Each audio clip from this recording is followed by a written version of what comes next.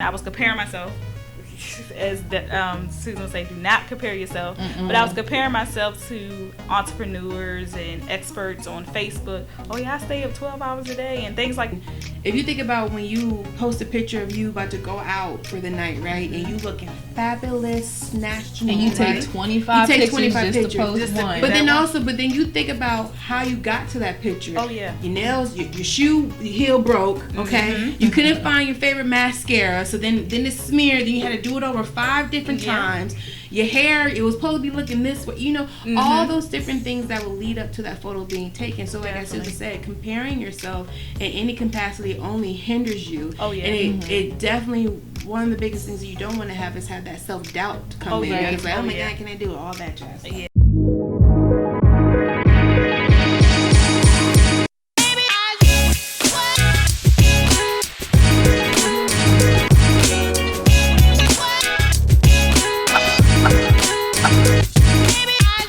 Welcome to the Strong by Choice podcast, where our purpose is to inspire women to be bold about their intentions and to take massive action working towards their goals in all areas of life. Hey guys, we're back here at the Strong by Choice podcast. Today we have our first strong friend here for an interview. We have Miss Emaya Ross. So we'll get right into it. We'll let Emaya introduce herself. So tell us a little bit about who you are, what you do. Okay. Well, my name is Emaya Ross. I am from Alexandria, Virginia. I've been here for 5 years now. And I was living in Norfolk before, but I moved to Hampton 2 years ago. A little bit about me, about my business. I own 2 businesses. One is a credit repair business, Renne Financial, and my other business is a real estate investing company, which is Emaya Renne Properties. Doing big things. Do you mind if we say how old you are? Yeah. I'm 24. I'm sorry.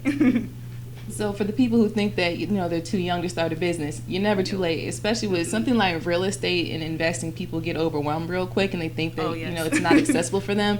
So it's awesome that you're doing something so young and that you've been successful so far. Mm-hmm. Definitely. So we're excited to have you here. And I'm sorry, Emaya, you said, what was the name for your credit repair business? Renne Financial, RENNE FINANCIAL. I'm sorry. Gotcha. All right. So how did you get to where you're now? What really inspired you? How did you get started?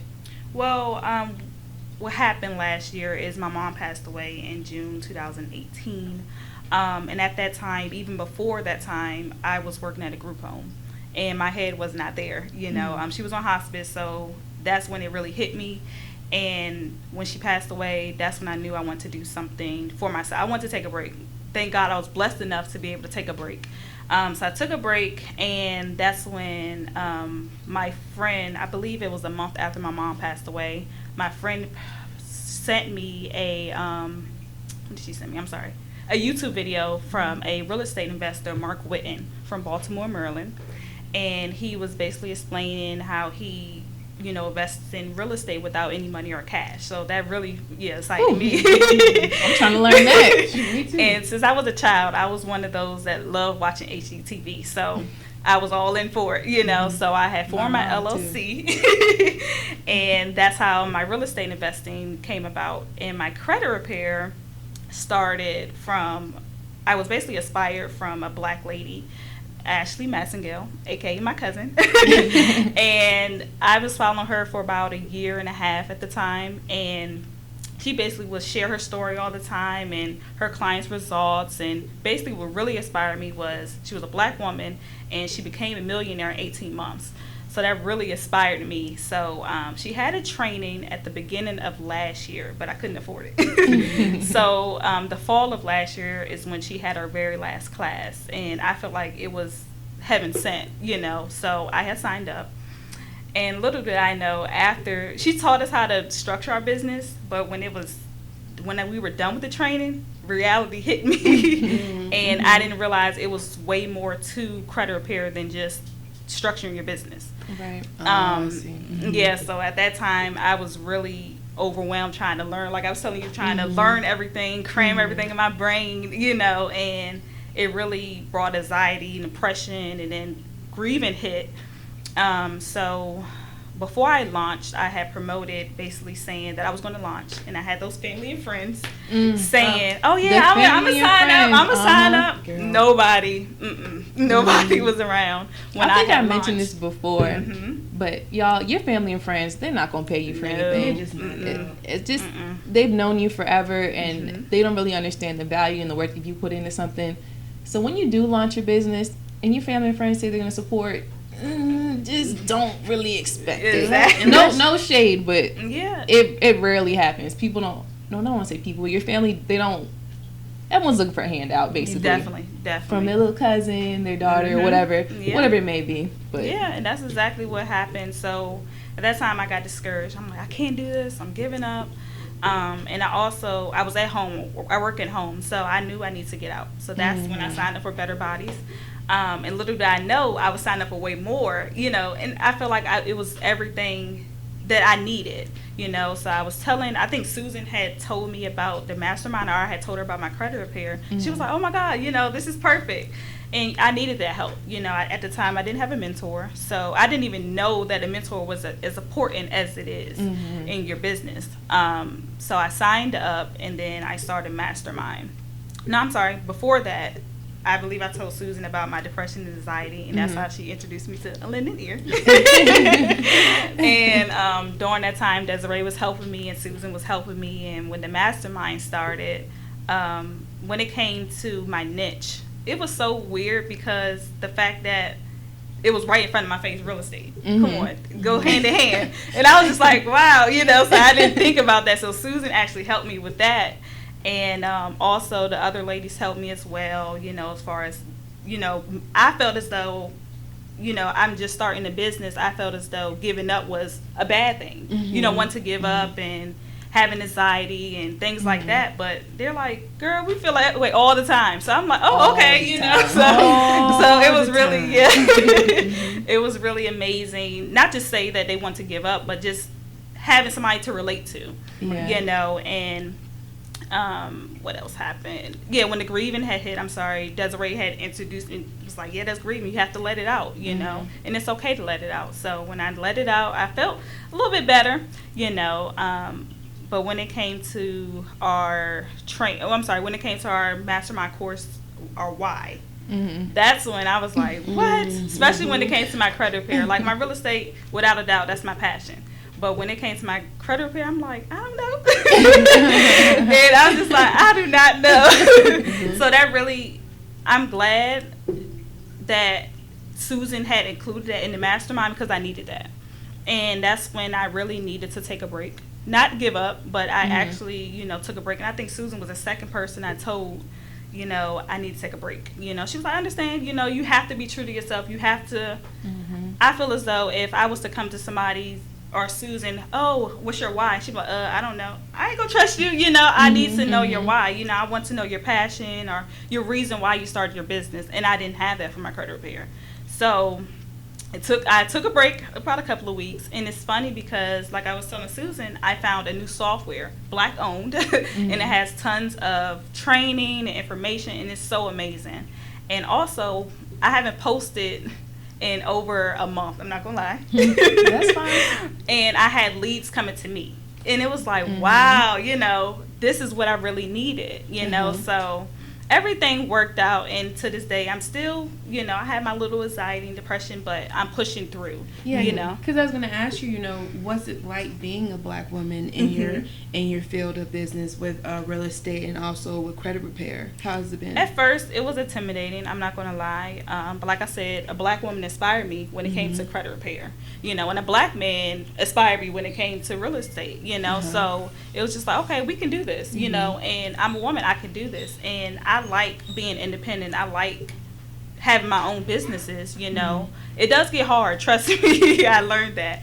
But I really feel like we can do it, Brio, hold up. We're going to pause it. When I first started both businesses, they were around the same time. I was kind of intimidated. But when I joined my software at the time and joined the Facebook group, it was a lot of Black men, especially a lot of black credit repair experts.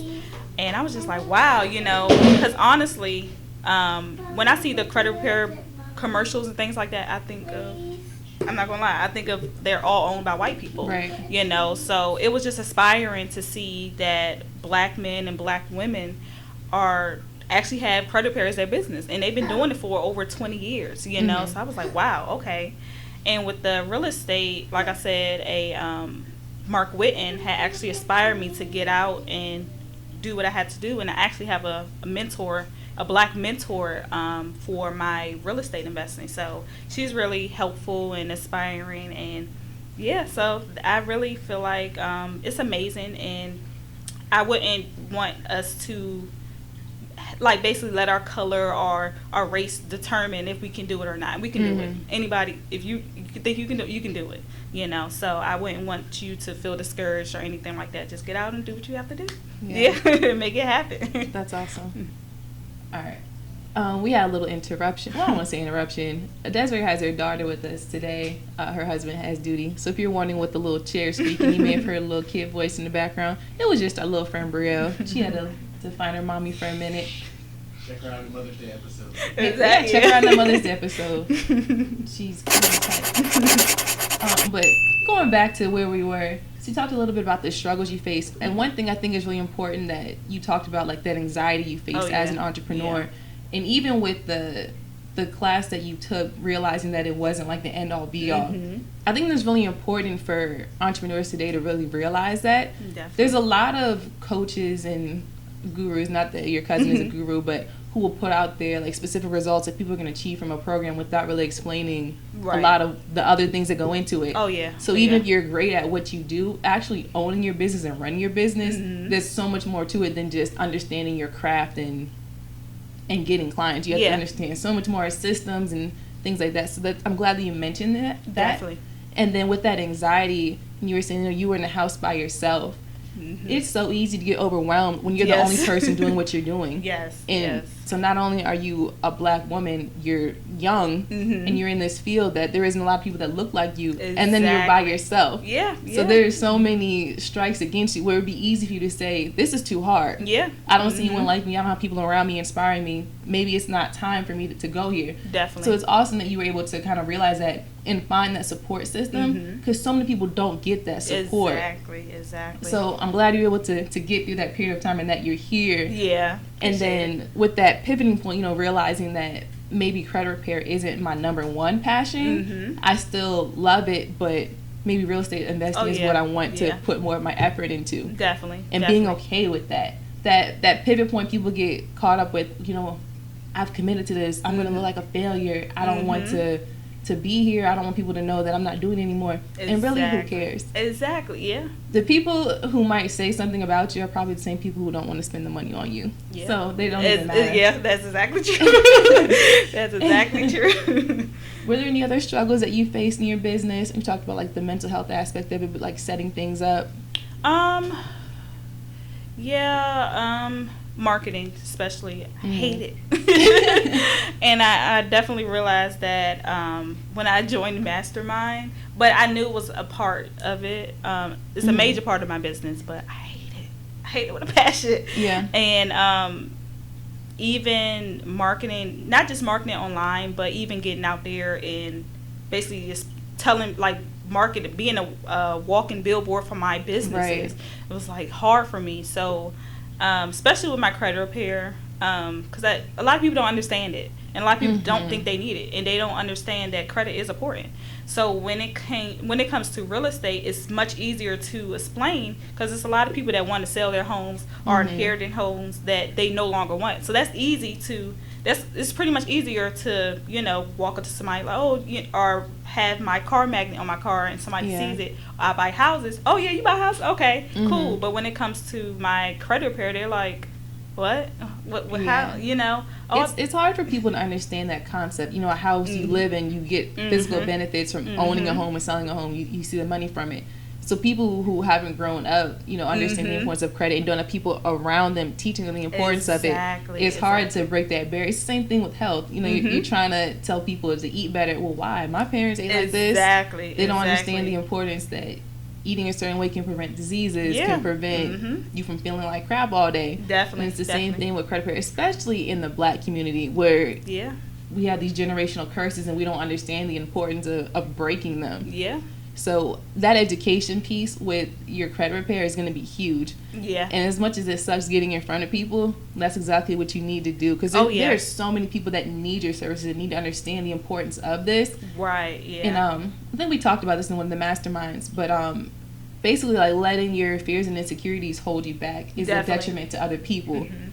It sucks when, you're scared, you're nervous, and you're kind of in the beginning stage and you don't feel that confidence. Yeah. But the more you hold back, the more detriment you're doing to other people who need that service, who need that confidence, who need you to be in front of them. Yeah, definitely. So that's the word for a lot of entrepreneurs. You gotta just take that leap and put yourself out there. Yeah. You definitely do. It's hard, and I'm 2 years into having a physical location, but I've been doing this for I think year 3 now. Nice. Okay. And it gets somewhat easier, but every time you level up, you're still gonna have that fear. There's gonna be a lot of unknowns, a lot of insecurities, but having a good team and having a good support system around you makes it a little bit easier. Yeah, definitely. And I will say, since I've been working with my my publicist Beck G, she has a plan with a strategy for public relations and putting me in certain places. And, I think, like, maybe the first week, I was like, why do I have to go to this place? Yeah. But even from that moment, like, she puts me in different places, different meetings, and I'm like, I don't know why I have to go here, but I see how everything connects.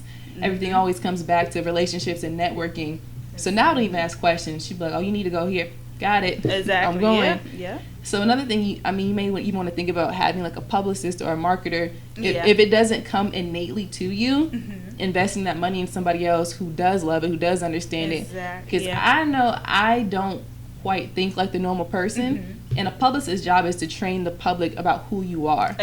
So, I'm thinking about the immediate things I need to do now, and she's thinking 10 miles down the road. Right, yeah. So knowing who to be in front of, what kids to get in front of, what people to connect.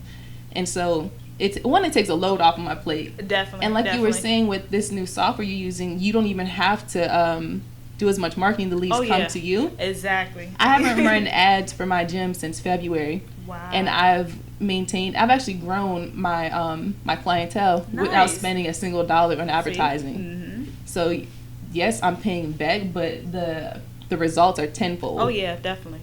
So good point there. So how have you overcome some of your struggles? I know you talked a little about the mastermind.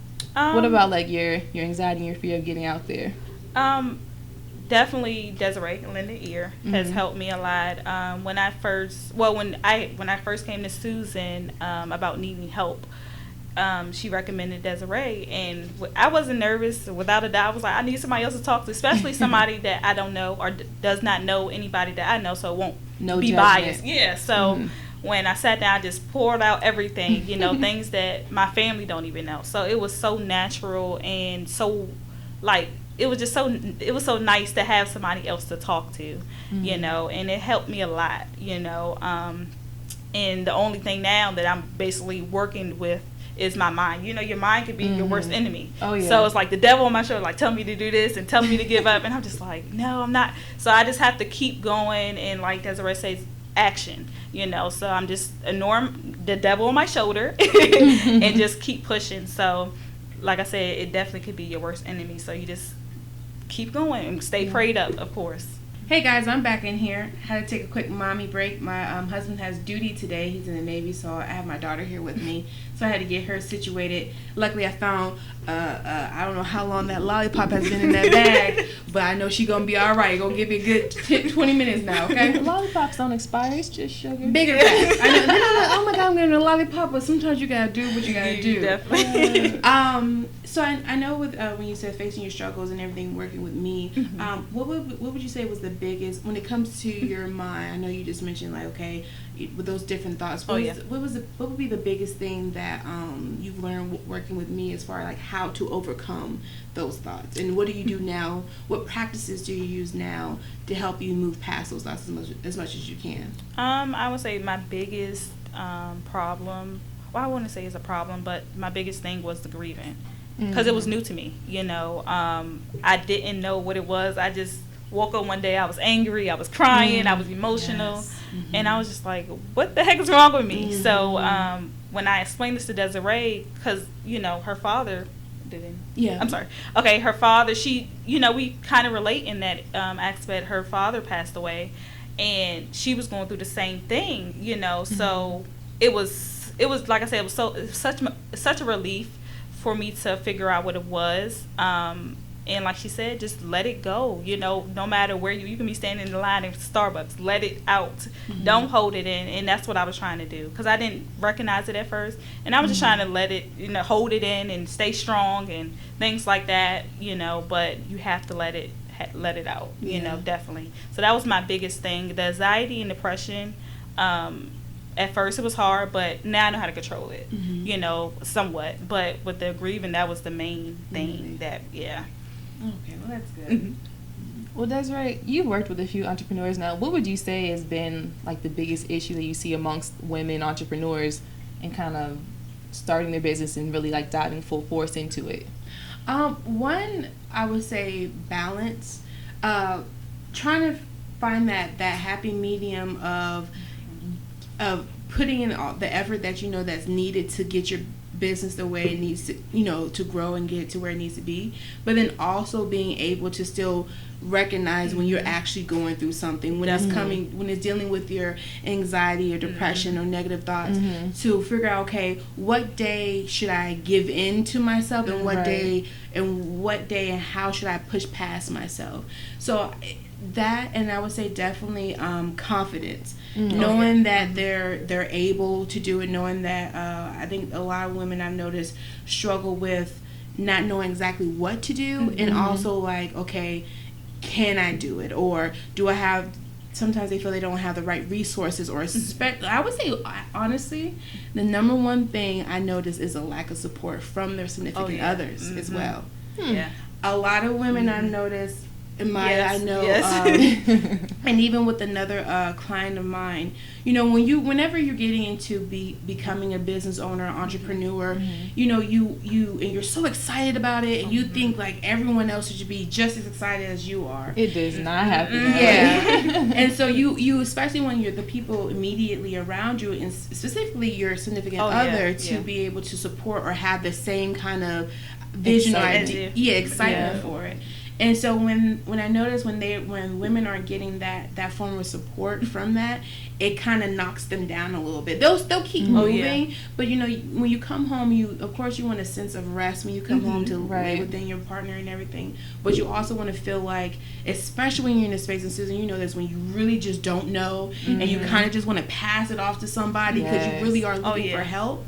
So when you don't have that discourages a lot of women, and it may not necessarily stop them, but it discourages them from maybe making more rational decisions. It slows them down in a way, and then on top of that, it makes things a little bit more cloudy for them. And then you're the one that said it. You said like when you feel supported by your family is when you feel most confident. When you feel more able to take like those big leaps and go into something is when you feel like you have the support of those closest to you. So that's a really good point. But I do think that in the beginning stages of like having an idea, you really can't expect people to understand your vision, especially if you're doing something dramatically different from what you're doing, and someone's used to seeing you like in a certain light or seeing you as a certain person. It's hard to just use your words to explain what you want to do if they don't get it, especially if it's like in a field that they don't themselves understand. Or even like we talked about like with credit repair, someone who doesn't understand the importance of credit repair. Well, why are you doing credit repair? Exactly. Or why are you trying to teach people about nutrition? Why don't they just work out? If they don't understand that field as well, you can't let it get to you. It's gonna take time. You have to almost prove to them what your vision is and get them on board with it. Because then when you don't have that support, if you're already not solid within yourself as a person, and then also solid within your business and what your mission is, your goals and your vision is, it starts to affect how you operate within your business. You're not as focused. Like I said, you're not making the best decisions. You're tired. You're just like, I ain't about to do nothing, and you have to as I try to tell the women I talk with a lot, you have to accept the people for who they are at that moment. And it really does help you to be able to stay focused on exactly what it is that you're supposed to be doing, and also be okay with who you are as a person as well. But there's also a difference between, not understanding and then someone like going against what you're doing. Yes. Yeah. So even if they don't understand and don't quite get your vision, they should still be supportive in the way of, well, go for it, babe, or whatever it is. As long as they're not like, well, you still need to be home doing X, Y, and Z, expecting the same mess out of you while you're trying to do 10,000 other new things. Definitely. So tell me. And I also wanted to add one more thing that I learned while having my sessions with Desiree. That it's okay to relax. It's okay to pamper yourself. I'm still trying to struggle. Like I said at the beginning, when I was done with my credit repair training, I was overwhelmed myself, and I was comparing myself. As Susan would say, do not compare yourself. But I was comparing myself to entrepreneurs and experts on Facebook. Oh yeah, I stay up 12 hours a day and things like that. Just but you don't know if that's true or not. You know, you can't compare yourself to them. And I'm the type of person, I don't like to go to bed without my house completely clean. And sometimes it's just okay to get to it tomorrow. And just relax. And I also have to realize that a lot of people don't get to relax, so I need to cherish it while I can, rather than, if I take a 30-minute nap, I'm like, I'm going to miss something. I'm lazy, so I would beat like I said, the devil on my shoulder, like, oh, you better not go to sleep, because you're lazy, I remember that. You're going to miss something. We had a few conversations about that. I'm like, Emaya, what are you talking about? You need to go to sleep. Go to sleep, dog. But I will be honest, like, I'm still in a state where I struggle with that, and Desiree can co-sign on that one. But I just always feel like there's so much that I have to do. Definitely. And it's hard because I talked about this in a different episode, but I'm always trying to get to the next level. Once I accomplish something, I'm like, all right, next, let's go.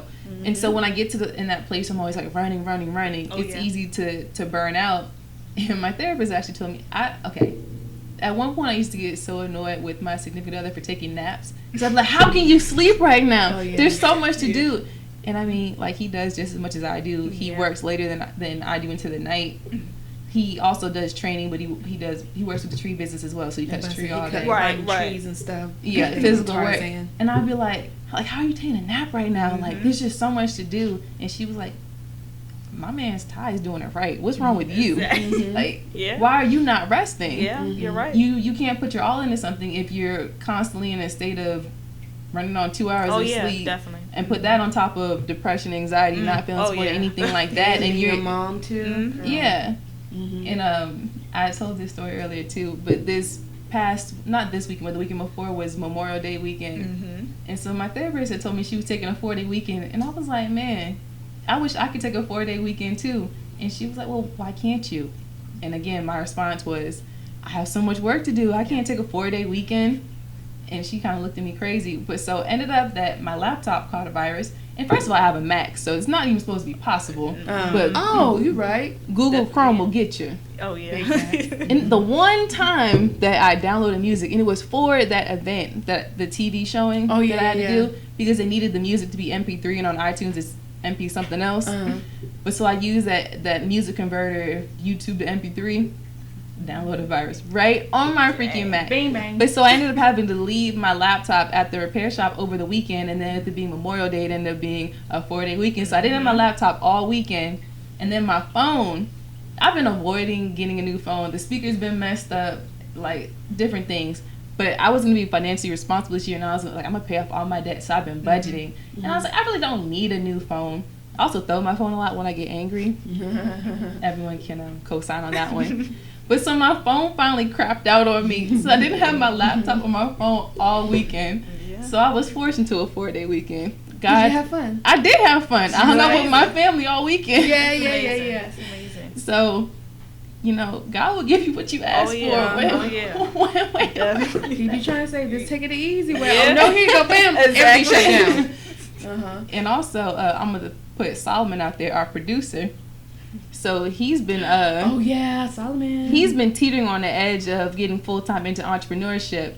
And I've known this man has been ready. His work is clearly amazing, as you can see if you're watching this clip on YouTube. And I've known Solomon since I started my business It's like pretty 2016, basically. Yeah, 2015 or 16. Yeah.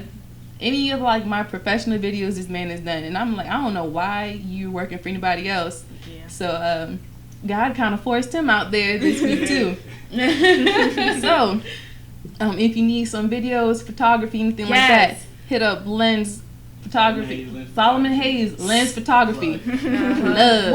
What's your Instagram? Hayes Solomon. Hayes Solomon on Instagram, Facebook. Facebook is Solomon Hayes Lens Photography. Solomon Hayes Lens Photography. Hello. He's tagged in all the videos, so you can find my man's up there.